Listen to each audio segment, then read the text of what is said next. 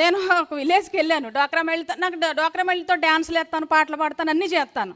నేను ఎమ్మెల్సీ అయినా సరే కానీ అక్కడికి వెళ్ళిపోతాను, బాల్యంలోకి వెళ్ళిపోతాను. నేను అక్కడికి వెళ్ళాను. నేను ఊరు చెప్పను, జిల్లా చెప్పను, మండలం చెప్పను. ఎందుకంటే వాళ్ళ మీద మళ్ళీ వీళ్ళందరూ కక్ష తీర్చుకుంటారు ఈ కూటమి ప్రభుత్వం వాళ్ళు. అక్కడికి వెళ్తే ఒక ఆమె ఏం చేసిందంటే ఒక ఎర్ర పుస్తకం, ఓ పెన్ను, ఒక ఎర్ర పువ్వు పట్టుకొచ్చింది. ఎర్ర పువ్వు అంటే గులాబీ పువ్వు, అదే కదండి. పట్టుకొచ్చి అక్క అంది. అన్నాను. నీకే తెచ్చాను ఈ పువ్వు, ఈ పెన్ను, ఈ పుస్తకం అంది. ఎందుకురా అన్నాను. అయ్యో ఏమన్నా రాస్తావు కదా అంది. నేనేం రాస్తాను అంది.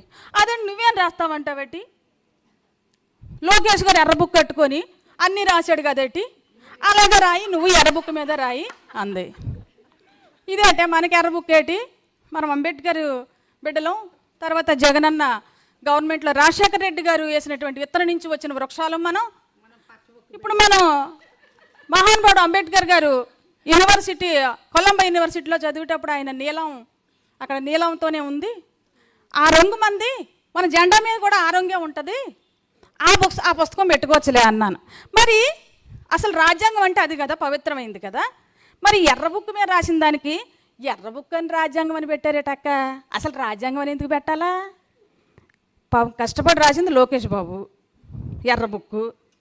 మరి ఎర్ర బుక్కు లోకేష్ బాబు అని ఎట్టొచ్చు కదా. అంటే ఎర్ర పువ్వు కూడా, మరి ఎర్ర పువ్వు ఎందుకే, మరి పువ్వు ఇచ్చాను అంతే. ఎర్ర బుక్ లోకేష్ అని పిల్లండి, తప్పేముంది. రాజ్యాంగం అనకండి అక్క, మాకు సిగ్గేస్తుంది. మహానుభావుడు రాజ్యాంగం మన కోసం కదా రాశాడు, ఇదేం రాజ్యాంగం అని నాకు కళ్ళు తెరిపించింది అనమాట. కరెక్టే కదా అది అనిపించింది నాకు, అంతే కదండి. ఇది రాజ్యాంగం ఎలాగవుతుందండి? రెడ్ బుక్ లోకేష్ బాబు అందాం, పేరు మార్చండి అమ్మా, అన్నకి చెప్పండి. అది రాజ్యాంగం కాదు. మహిళలు ఈ రౌండ్ టేబుల్ సమావేశంలో ఏదో నిర్ణయిస్తే అదే జరుగుద్ది ఖచ్చితంగా.